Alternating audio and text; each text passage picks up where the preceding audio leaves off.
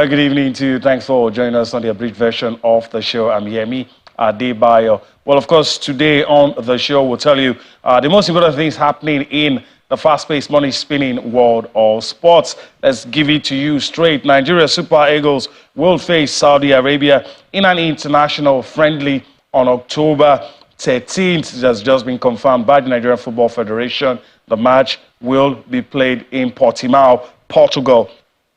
The Saudi Arabians will also be facing Mali 4 days later on. Nigeria and Saudi Arabia has never played at the senior level. Of course, we have memories of what happened at the FIFA Under-20 World Cup in 1989, where, of course, we have what is now known as, of course, the Daman miracle, where Nigeria came back from 4 goals down to level up and eventually win that game. So this game will be played, and this friendly also comes barely a month before Nigeria begins preparation for the 2026 FIFA World Cup qualifiers. So it will serve as preparation for those crucial qualifiers. Nigeria will be playing some games. We'll be playing against Lesotho and, of course, against Zimbabwe.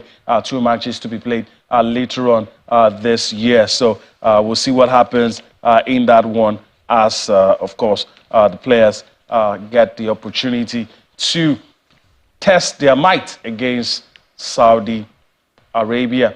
All right, so moving on, let's talk about the news that hit us today. Talking about women's football. We're switching gears now. Desire Paranozie has called it quits with football, and of course she will. She has hanged up her boots. She is no longer playing football for both club and country. That's the news coming out. Of course, in a message to her fans, she thanked the fans for the support she's received over the years, and of course, talked about the struggles she's had, injuries, and all the things that have happened that has ultimately led to the decision to call it quits. And she will, of course, she will be missed. She's just 29 and injury limited chances at the just concluded FIFA Women's World Cup. But a lot of us have fond memories of what she brought to the table, what she brought to the women's game. All right, now let's still talking women's football and, of course, the fallout of the kiss scandal at the World Cup. England coach, talking about Sarina Wiegman, has been talking. She says a lot needs to be done for women's football. A lot needs to be done.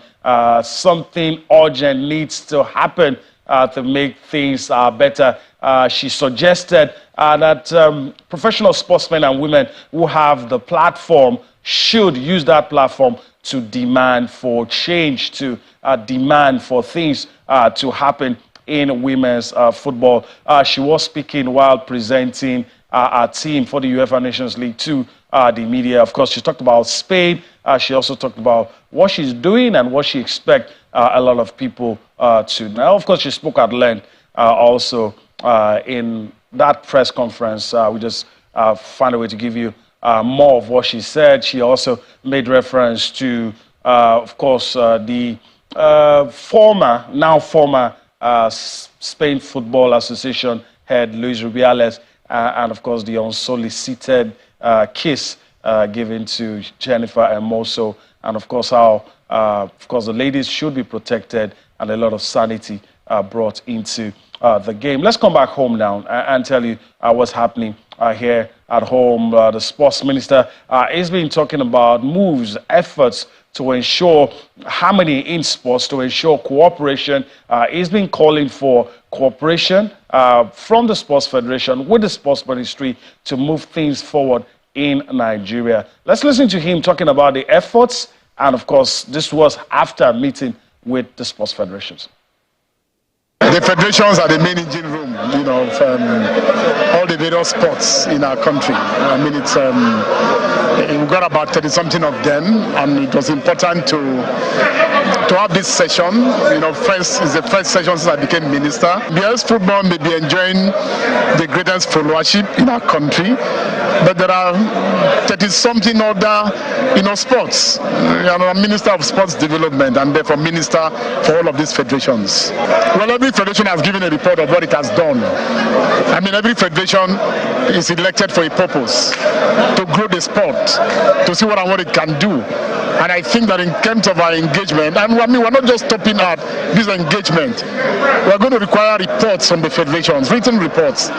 These reports are going to call for their own activities since they got elected. And I think that is when we interrogate that, we'll get to the point that they are raising, if at all. All right, Sports Minister John Owan Enos speaking his mind, and of course laying down the blueprint for change, for progress in Nigerian sports, and urging the federations, sports federation that is, to work together with the sports ministry to ensure that things can move forward. All right, let's move forward on the show tonight. Let's talk about transfers.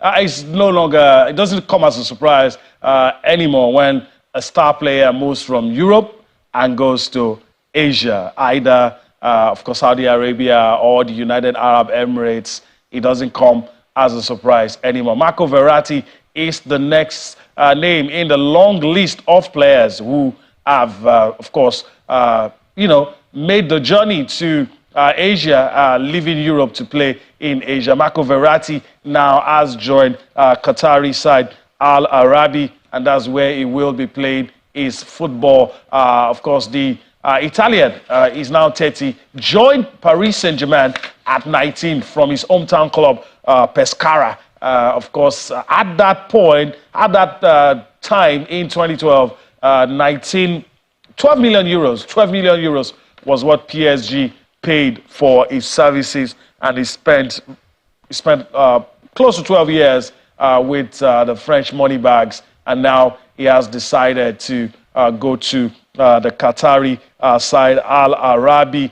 Reports in Italy indicate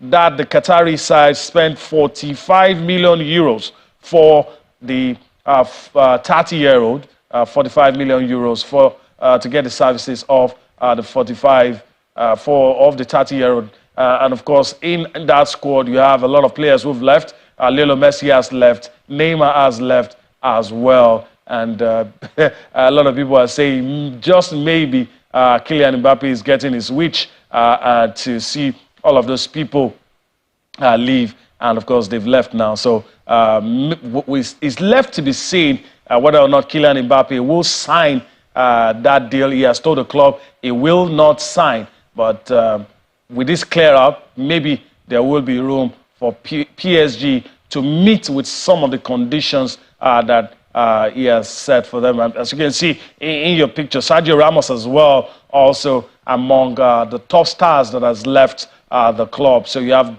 the big four has left. Sergio Ramos, Lionel Messi, Neymar, now Verratti joining those guys. The big earners at PSG finding their way to some other places, not in Europe, but in places where a lot of money is paid for their services. Although it should be said that Sergio Ramos actually went to Sevilla and he took a pay cut. But for the others, it was a big money move. All right, let's move on the show now and talk about Poland. Poland has parted ways with their manager. Coach Santos is no longer at the helm of the national team. He's no longer in charge of the national team of Poland. This is coming after the 2-0 defeat to Albania in the Euro 2024 qualifiers. After that game, Coach Santos, of course, said he wasn't going to resign. And that's pictures from when Fernando Santos was appointed immediately after the World Cup. He was appointed the coach of Poland. After losing to Albania, he insisted he was going to stay. He wasn't going to leave his post as the coach of the team that has Robert Lewandowski. But now the Polish Football Association has parted ways with the coach, and they are looking for a new manager. Poland are in Group E, currently 4th in Group E with 6 points from 5 games, and is looking increasingly likely that they might miss the next championship, that is, of course, the Euro 2024 to be held in Germany. And that is something the Poles do not want, and that is why I am very sure this decision has been taken. We wait to see which manager the Polish FA will employ, but they've put it out that they're looking for a new manager. A new manager is top priority. That is what they have said. So we'll see. Fingers crossed. We'll see what happens with that one. Well, our last part of call on the show tonight will be to talk some rugby. And, of course, the organizers of the Rugby World Cup. I've been talking, I've been acknowledging the frustration of the fans. They've been acknowledging the frustration of the fans. Things have not gone the way the fans have expected in this tournament. And, of course, they have come out to say they understand the frustration of the fans and they will do some of the things. They acknowledge the teething problems during the first week of the tournament, including difficulties the fans experienced accessing the stadiums in Marseille and Bordeaux.